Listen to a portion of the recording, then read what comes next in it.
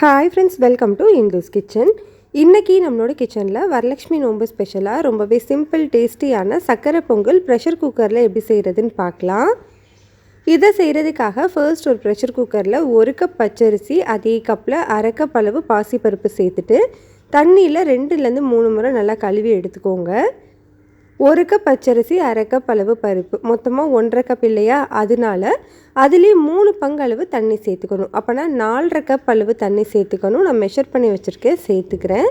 இது இனிப்பு அப்படிங்கிறதுனால ஒரு 2 பிஞ்ச் அளவு உப்பு சேர்த்துக்கலாம். இனிப்பை நல்லா தூக்கி கொடுக்கும். ப்ரெஷர் குக்கரில் மீடியம் ஹீட்டில் 4 விசில் வச்சு எடுத்துக்கோங்க.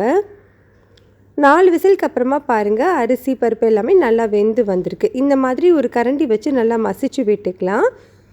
நல்லா மசித்ததுக்கப்புறமா இதில் நம்ம ஸ்டவ்வை ஆன் பண்ணிவிட்டு வெல்லம் சேர்த்துக்க போகிறோம். 1 கப் அளவு பச்சரிசிக்கு 1.5 கப் அளவு பொடிச்ச வெல்லம் சேர்த்துக்கோங்க.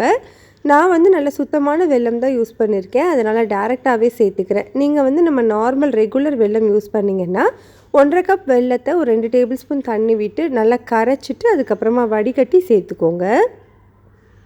இப்போ இது எல்லாத்தையுமே நல்லா ஒன்று சேர்த்து மிக்ஸ் பண்ணி விட்டுக்கலாம். நம்ம சேர்த்துருக்கிற வெல்லம் அது அரிசி பருப்போடு நல்லா கலந்து வரணும். பாருங்கள், நல்லா ஒன்றோடு ஒன்று மிக்ஸ் ஆகி நல்ல ஒரு லிக்விட் கன்சிஸ்டன்சிலேயும் வந்துருச்சு. அதே மாதிரி நல்லா குழஞ்சிருக்கு பாருங்கள். சப்போஸ் உங்களுக்கு ரொம்ப கெட்டியாக இருக்கிற மாதிரி இருந்தால் ஒரு அரை கப் சுடு தண்ணி சேர்த்து மிக்ஸ் பண்ணிக்கோங்க. இப்போ இந்த டைமில் ஒரு 3 ஏலக்காய் தட்டிட்டு சேர்த்துருக்கேன். ஏலக்காய் தூள்னா அரை டீஸ்பூன் சேர்த்துக்கலாம்.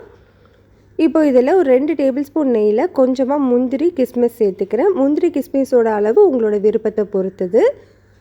நெய்யை உள்ளே சேர்த்த உடனே நல்லா மிக்ஸ் பண்ணிவிட்டு ஸ்டவ் ஆஃப் பண்ணிக்கலாம். அவ்வளோதான், நம்மளுக்கு ரொம்ப ரொம்ப சிம்பிளான டேஸ்டான சர்க்கரை பொங்கல் ரெடி ஆகிடுச்சு. கட்டாயம் இந்த வரலட்சுமி நோம்புக்கு ட்ரை பண்ணி பாருங்கள். டேஸ்ட் ரொம்பவே சூப்பராக இருக்கும். செய்கிறது ரொம்ப ஈஸி. இந்த ரெசிபி உங்களுக்கு பிடிச்சிருந்ததுன்னா லைக், ஷேர், சப்ஸ்கிரைப் பண்ணிக்கோங்க.